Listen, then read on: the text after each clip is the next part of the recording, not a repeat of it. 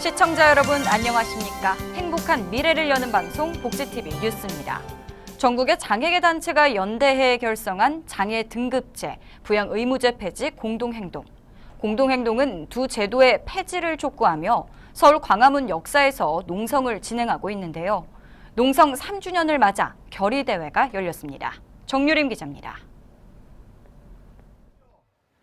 장애 등급제와 부양 의무제 폐지를 위한 장애계의 목소리가 서울 한복판에 울려 퍼졌습니다. 장애 등급제 부양 의무제 폐지 공동행동이 광화문 농성 3주년을 맞아 이틀 동안 개최한 1박 2일 전국 집중투쟁. 전국 장애인 차별철폐연대 등 230여 개의 장애계 단체가 연대한 공동행동은 그 투쟁의 시작으로 장애인 활동보조 권리 보장을 위한 집중 결의대회를 열었습니다. 이들은 재정 효율화 방안을 통해 재정을 절감하고 지자체의 자체 예산 사업을 축소시키려는 정부를 강하게 비판했으며 활동보조인에 대한 시급인 수가 인상을 강력히 촉구했습니다. 현재 활동보조인의 시급은 8,810원. 중개기관 등에 내야 할 수수료 등을 제하고 나면 노동자가 받을 수 있는 임금은 최저임금을 밑도는 상황이지만 정부는 복지 예산 절감이란 이유로 시급의 인상폭을 5% 정도로만 추진하고 있는 상황입니다. 이에 전국 활동보조인 노조 측은 질 좋은 서비스를 제공하려면 무엇보다 활동보조인에 대한 처우 개선이 최우선이라고 목소리를 높였습니다. 버스의 공공요금들은 하늘 높이 뛰어오르고 있는데 헐보 수가 자체가 뛰어오르지 않습니다. 그래놓고선 질 좋은 서비스를 제공해라 그렇게 요구하고 있습니다. 이어진 농성 3주년 투쟁 결의대회에서도 공동행동은 한 목소리로 장애 등급제와 부양 의무제 폐지를 촉구했습니다. 오로지 행정 편의주의적인 발상으로 고안된 장애 등급 판정으로 중증 장애가 있어도 활동보조 지원조차 받을 수 없고 부양 의무자 기준에 가로막혀 수급에서 탈락하는 빈곤층이 100만 명을 넘어서는 현실에서 제도의 폐지는 불가피하다는 겁니다. 장애 등급제와 부양의무제 폐지해서 사람답고 인간답게 살아보는 것입니다. 장애 예방, 빈민 예방을 우리가 이렇게 쓰면 좋겠습니다. 한편 이날 공동행동은 서울 보신각에서 광화문 광장까지 도심을 행진하며 복지를 통제하려는 정부에 끝까지 싸울 것을 결의했습니다. 복지TV 뉴스 정유림입니다. 국회 보건복지위원회가 정진엽 보건복지부 장관 후보자에 대한 인사청문회를 열었습니다. 인사청문회에서 여야 의원들은 공공의료정책과 원격진료 등 보건복지 현안에 대한 정 후보자의 검증에 초점을 모았습니다. 특히 정 후보자가 자신을 복지부문의 문외한이라고 칭한 데 대해 장관 업무를 제대로 수행할 수 있을지 걱정이라며 청문회를 준비하는 과정에서 이미 복지 분야를 충분히 학습하고 현황을 파악했어야 하는데 장관이 되면 공부하겠다는 정 후보자의 태도는 바람직하지 않다고 지적했습니다. 기초연금과 국민연금을 함께 받는 노인 5명 중 1명은 국민연금은 그대로 받지만 기초연금은 일부 깎여서 받는 것으로 나타났습니다. 보건복지부와 국민연금공단에 따르면 지난 4월 현재 기초연금을 받는 노인은 441만 명으로 전체 65세 이상 노인의 67%가량입니다. 전체 기초연금 수급자 중 약 30%는 국민연금도 동시에 받는 것으로 집계됐는데 특히 이들 중 20%인 25만여 명은 최저 월 10만 원에서 20만 원 미만의 기초연금을 차등 지급받는 것으로 나타났습니다. 복지부 관계자는 국민연금 등 각종 소득과 재산 규모 등을 조사해 기초연금 수급 자격은 물론 지급 액수를 정하는 과정에서 탈락하거나 받게 될 기초연금액이 줄어드는 일이 발생한다고 설명했습니다. 다음 달부터 4대 중증 질환이 의심돼 초음파 검사를 받는 경우 건강보험이 적용됩니다. 또 양성자 치료에 대해 건강보험이 적용되는 암 질환도 확대됩니다. 보건복지부는 9월부터 건강보험 보장성 강화 조치를 시행한다고 밝힌 가운데 연간 123만 명 이상의 환자가 혜택을 볼 것이라고 설명했습니다. 그동안 암, 심장병, 뇌질환, 희귀 난치성 질환 등 4대 중증질환 환자에 대한 초음파 검사는 진단 이후 실시할 경우 건강보험이 적용됐지만 앞으로는 질환이 의심돼 초음파 검사를 받아야 할 때 1회에 한해 건강보험 혜택을 받을 수 있습니다. 또 18세 미만 환자의 소아 뇌종양과 두경부암에 대해서만 건강보험을 적용했던 양성자 치료는 소아암 전체와 성인의 뇌종양 등으로 적용 대상이 확대됩니다. 보건복지부는 지난 7월부터 맞춤형 보육 시범 사업을 실시하고 있는데요. 대다수 학부모들은 여전히 전일제 보육을 원하는 것으로 나타났습니다.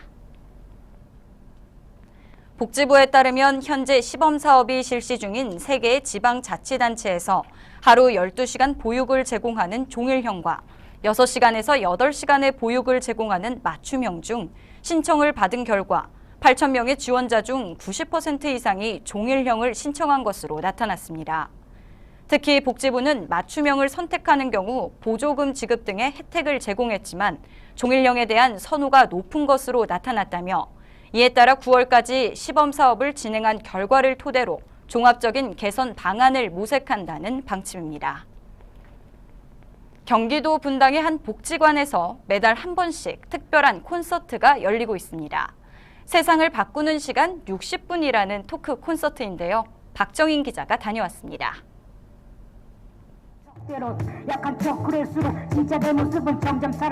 음악에 맞춰 랩이 흘러나옵니다. 술렁이던 관객들은 랩에 맞춰 박수를 치고 원을 그리며 환호합니다. 성남시 장애인권리증진센터가 지역 주민과 복지관 이용자를 대상으로 토크 콘서트 세상을 바꾸는 시간 60분을 열었습니다. 토크 콘서트에서는 속사포 장애인 래퍼로 잘 알려진 최충일 씨가 참가해 다양한 랩과 그동안 살아오면서 겪었던 여러 사연을 들려줬습니다. 제 장애를 수용하는 순간 제가 어렸을 때 같이 있던 그 친구들에게 장애를 어떻게 설명을 해야 될까? 또한 콘서트에서 그는 누구나 성장을 하면서 고통을 겪고 있고 나도 그렇지만 그것을 잘 견뎌내고 있다고 말했습니다. 한편 성남시 장애인권리증진센터는 장애 인식 개선 교육의 일환으로 매달 장애인 당사자를 초대해 토크 콘서트를 진행하고 있습니다. 복지TV 뉴스 박정인입니다. 우리 사회 복지를 이끌어갈 주역인 2030 청년 복지사들. 이들의 무한한 상상력을 일깨워 더 나은 복지사회를 만들기 위한 교육 행사가 펼쳐졌습니다. 소통과 공감의 현장, 양예슬 아나운서입니다. 한국보건복지인력개발원에서 주관하는 2030 청년복지사를 위한 무한상상 교육 행사가 빛고이 시민문화관에서 열렸습니다. 보건복지 분야에 종사하는 공무원과 민간 종사자 등 50여 명이 참여했으며 20일부터 이틀간 진행됐습니다. 인문학과 청년창업 등 다양한 분야의 복지 강연을 통해 소통과 배움 회장이 마련됐습니다. 이번 교육을 통해서 좀 더 저도 지금 저희 센터에 있는 그 대상자분들, 클라이언트 분들에게 좀 더 폭넓은 사회복지 서비스를 전달할 수 있게 된 계기가 돼서 정말 좋은 기회인 것 같습니다. 창조적인 복지기획이라는 주제로 빅데이터가 왜 사회복지에 중요한지를 배우기도 했습니다. 복지사들의 창조 기획이라는 것은 결국 본인이 갖고 있는 자원에 대해서 이해, 고민, 그런 것들이 결국 시각화된 자료를 통해서 표현됐을 때 진정한 효과를 볼 것이다. 본인의 창조 기획이 이루어질 것이다. 그래서 창조적인 복지 기획의 방향은 본인의 기획력 향상도 물론 마찬가지지만 본인이 갖고 있는 인적, 물적 자원에 대한 이해, 그다음에 속한 공간의 자치에 대한 강화를 생각하는 것 쪽으로 오늘 강의는 좀 강조하고 싶었습니다. 특히 오후에는 고민을 공유하는 토크 콘서트와 퍼포먼스 공연이 펼쳐져 참여자들에게 재미와 감동을 선사했습니다. 이번 교육 프로그램을 통해 복지 관련 종사자들이 자신의 삶을 되돌아보고 사회복지에 대한 앞으로의 비전도 내다볼 수 있는 좋은 기회가 되었습니다. 제가 행복해야지 어르신들한테도 행복을 전할 수가 있는데 나는 얼마큼 행복한가 스스로 만족하면서 살아가고 있는가 요즘에 좀 고민이 많은 것 같아요. 혼란이 좀 있을 때가 있어서 그런 걸 좀 찾기 위해서 많이 노력을 하고 있습니다. 행복해질 수 있는 방법을 함께 나눴으면 좋겠습니다. 늘 사회적 약자 편에 서 있는 사회복지 종사자들. 서로 위로하고 공감하며 진정한 복지 세상을 꿈꿀 수 있는 소통의 장이었습니다. 광주에서 복지TV 뉴스 양예슬입니다. 한국도박문제관리센터 경남센터가 지난 20일 창원시 성산구 사파동에 문을 열었습니다. 한국도박문제관리센터는 사행산업통합감독위원회 법에 근거해 현재 본부 상담센터를 포함해 전국에서 8개 센터가 운영 중이며 경상대학교가 운영을 맡은 경남센터는 9번째 센터로 앞으로 도내 도박 중독자와 그 가족에 대한 즉각적이고 전문적인 도움을 제공하게 됩니다. 경남에는 특히 창원 경륜장을 비롯해 부산 경남 경마공원, 부산 지역 카지노와도 인접해 있지만 지역 내 도박 중독 치료를 위한 전문 기관이 없었습니다. 이에 경남센터는 도박 중독 예방 홍보 사업, 치유 재활 사업, 국제 교류 등의 전문적인 활동을 펼쳐나간다는 계획입니다.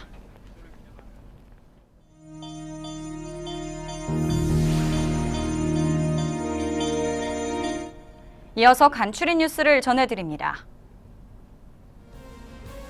장애학생 지원 네트워크는 가정폭력에 시달려온 장애학생의 피해 사실을 알면서 은폐하고 묵살, 방조한 인천 서부의 한 초등학교 교장에 대해 관리 감독을 소홀히 한 인천시 교육청을 규탄하는 성명서를 발표했습니다. 네트워크는 인천시 교육청에 2번 다시 학교 현장에서 학대 사건이 발생하지 않도록 교장을 중징계할 것을 요구했습니다. 보건복지부는 메르스 여파로 환자가 감소한 의료기관의 경영난을 덜어주고자 긴급 지원자금 융자 신청을 2주간 접수합니다. 금리는 2.47의 5년 이내 상환을 조건으로 하며 20억 원 한도에서 전년도 매출액의 4분의 1까지 대출이 가능합니다.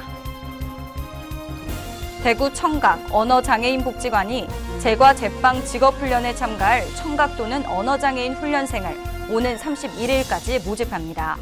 교육은 9월부터 11월까지 2달간 이뤄지며 신청에 관한 내용은 복지관으로 문의하시면 됩니다. 서울 영등포구에서 다음 달 3일 소셜픽션 장애인 복지소통 한마당 행사를 엽니다. 이번 행사는 지역의 문제는 마을에 살고 마을에서 일하는 구성원이 장애인 복지 전문가라는 관점으로 영등포군의 주민센터와 민간단체, 주민이 함께 장애인 복지에 대한 목표를 나누고자 기획됐습니다. 행사 참가는 영등포구 홈페이지를 참고하시면 됩니다. 송파구 방위복지관은 장애인 문학 공모전 내 안의 이야기의 후보 작품을 오는 29일까지 접수받습니다.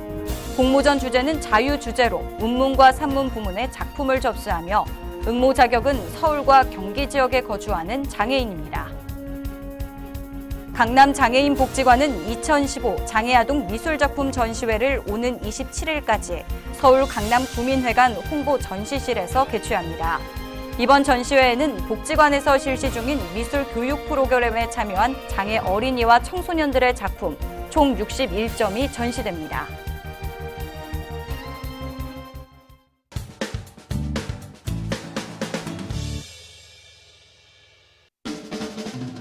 한 주간의 사회복지 소식을 한눈에 알려드리는 시간 복지 게시판입니다.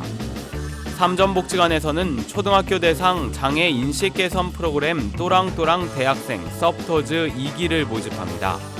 사회복지, 아동학, 특수교육 관련 전공생과 장애 인식 개선에 관심 있는 대학생이라면 누구나 참여 가능합니다. 자세한 사항은 삼전복지관으로 문의하시기 바랍니다. 해밀학교에서는 다문화 청소년들의 꿈을 응원하는 인순이 나눔 음악회 서브터즈를 모집합니다. 강원도 홍천에 위치한 해밀학교는 가수 인순이가 설립한 국제문화특성화 대안학교입니다. 자세한 사항은 해밀학교로 문의하시기 바랍니다. 지금까지 복지 게시판이었습니다. 장애 등급제와 부양의무제 폐지를 위한 외침, 그리고 농성 3주년의 시간. 정부는 이제 복지 재정 효율화를 이야기하며 사업 축소를 위한 압박마저 가하고 있습니다. 장애 당사자의 목소리가 배제된 정책이 효율적이라고 볼 수 있을까요? 행복한 미래를 여는 방송 복지TV 뉴스를 마칩니다. 시청해 주셔서 고맙습니다.